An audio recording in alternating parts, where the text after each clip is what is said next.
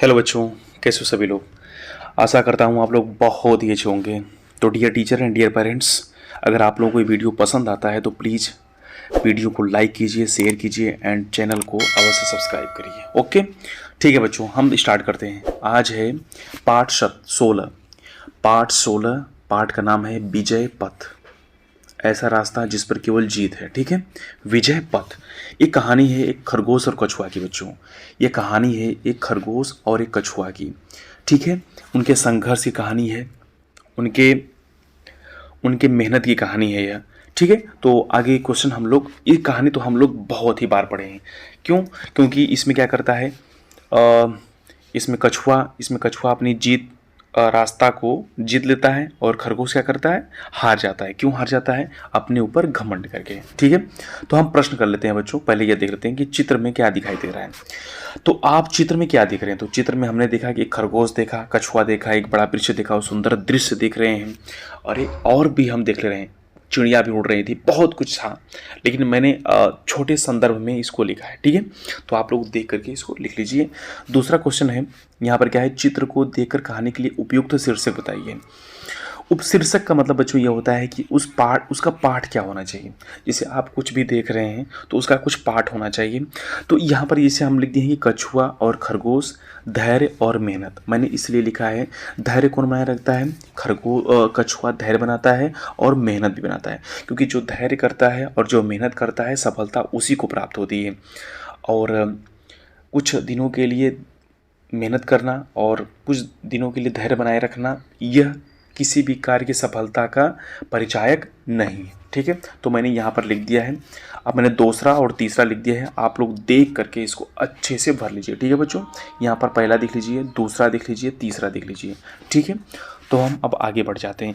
Video को pause करिए, video को रोक लीजिए और उसके बाद क्या करिए, लिख लीजिए। ठीक है, अब हम आगे चलते हैं। प्रश्न संख्या 4 आ गया। नीचे दिए गए वाक्यों को शुद्ध कीजिए। नीचे दिए गए वाक्यों को क्या करना है बच्चों, शुद्ध करना है। तो शुद्ध क्या करना है, देखिए, गहरी थी कछुआ में खरगोश से मित्रता, गलत बात है। खरगोश और कछुआ में गहरी मित्रता थी। आप लोग ये या तो कछुआ को पहले भी कर सकते हैं, खरगोश को बाद में भी कर सकते हैं। कछुआ और खरगोश में गहरी मित्रता थी। ठीक है, दोनों हो सकता है। तो बच्चों मैंने सभी को क्या कर दिया है, लिख दिया है। आप लोग देख करके अच्छे से लिख लीजिए। ठीक है, आप लोग देख रहे हैं, वेरी गुड, बहुत अच्छा, शाबाश। अब आगे चलते हैं। प्रश्न संख्या 5। प्रश्न संख्या 5 कहता है, निम्नलिखित भिन्नार्थक शब्दों से वाक्य निर्माण कीजिए।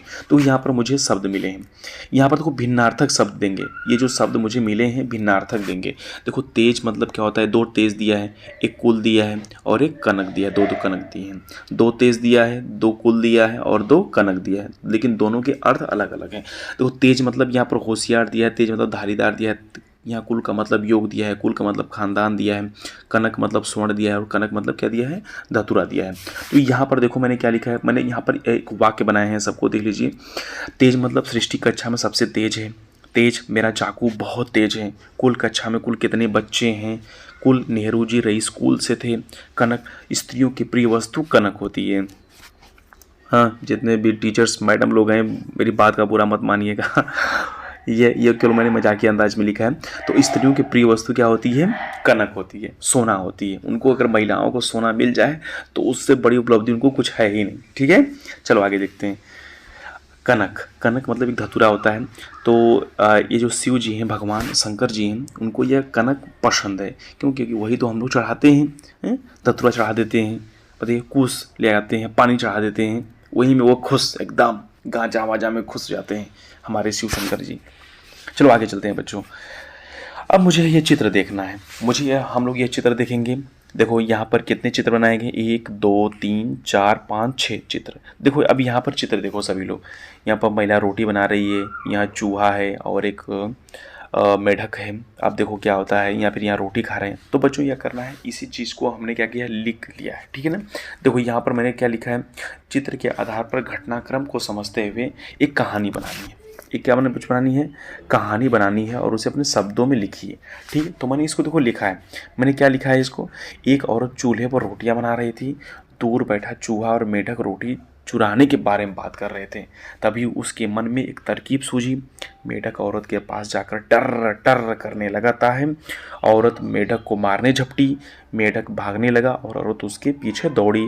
उधर मौका पाते ही चूहा रोटी लेकर भाग गया। फिर चूहा और मेढक मिलकर रोटी खाने लगे। तो बच्चों इसकी कहानी यह बन सकती है। ठीक है, किसी भी चित्र को देखकर जो अपने मन में जो भाव बनता है उसको कहानी के माध्यम से लिख देना ही क्या कहलाता है, इस शब्द की चित्रों की व्याख्या कहलाता है। ठीक है, अब हम आगे चलते हैं। अगला पाठ है पाठ सत्र। अगला पाठ आ गया है, तो पाठ सत्र है झांसी की रानी की समाधि पर। झांसी की रानी की समाधि पर ये कविता को पूरा करना है बच्चों। ये देखो रानी लक्ष्मीबाई जी हैं। ठीक है, अब यहाँ पर देखो ये कविता दी गई, ये लघु, ये समाधि, ये लघु समाधि है बच्चों। मैंने इसको भर लिया है, आप लोग देख करके इसको अच्छे से भर लीजिए। ठीक है, अब हम आगे चलते हैं। प्रश्न संख्या 2। प्रश्न संख्या 2 क्या कहता है, नीचे दिए गए शब्दों के तुकांत शब्द लिखिए। तुकांत शब्द देखो यहाँ पर क्या लिखा है, ढेरी का फेरी हो गया, माला का सालासी हो गया, बाला का ज्वाला हो गया, प्यारी का चिंगारी हो गया, कहानी का पानी, रानी का कहानी हो गया। ठीक है, अब आगे चलते हैं। प्रश्न संख्या 3 क्या कहता है, नीचे दिए गए शब्दों के समानार्थक शब्द बताइए। समानार्थक शब्द क्या होंगे, जैसे देखो यहाँ पे स्वतंत्रता का आज़ादी होता है, विजय मतलब जीत होती है, फूल मतलब पुष्प होता है, निशीथ मतलब अर्धरात्रि होती है, क्षुद्र मतलब छोटा होता है, मिट मतलब न मिटने वाला होता है। ठीक है, तो आप लोग वीडियो को यहाँ पर पॉज करिए, रोक लीजिए और उसके बाद क्या करिए, देख करके लिख लीजिए। ठीक है, आगे चलते हैं। हाथ नहीं दुख रहा है ना, हाथ नहीं दुखना चाहिए, लिखते रहो। ठीक है, आगे चलते हैं बच्चों। प्रश्न संख्या 4 कहता है, झांसी की रानी पर लिखी गई अन्य कविता की पंक्तियों को लिखिए। देखो मैंने एक अन्य कविता उठाई है और अन्य कविता ये चीज़ है, मैंने लिखी है कि 18 जून मनुष्य दिवस 1858 में बड़ी कड़ी का मौन हुई कोटा सराय रण आंगन। ठीक है, यहाँ पर आप लोग देख करके इसको लिख लीजिए। ठीक है, अब आगे चलते हैं। प्रश्न संख्या 5 कहता है, आज़ादी की लड़ाई में जिस तरह रानी लक्ष्मीबाई ने वीरता दिखाई वैसे ही दूसरी वीरांगना के विषय में कुछ पंक्तियाँ लिखी। तो मैंने यहाँ पर देखो बच्चों क्या किया है, मैंने दूसरी वीरांगना के रूप में लिया है बेगम हजरत महल को। बेगम हजरत एंड महल को मैंने लिया है। तो बेगम हजरत महल के बारे में मैंने यहाँ पर लिखा है और आप लोग यहाँ पर देख करके इसको अच्छे से लिख लीजिए। ठीक है, बेगम हजरत महल ने 1857 इसकी क्रांति में अंग्रेज़ों के छक्के छुड़ा दिए थे। ठीक है, वो भी एक अच्छी वीरांगना थी। ठीक है बच्चों, अब हम आगे चलते हैं। अब अगला पाठ है क्या, पाठ 18 अंधेर नगरी। पाठ 18 का नाम क्या है बच्चों, अंधेर नगरी चौपट राजा। ठीक है, टके शेर भाजी टके शेर खाजा।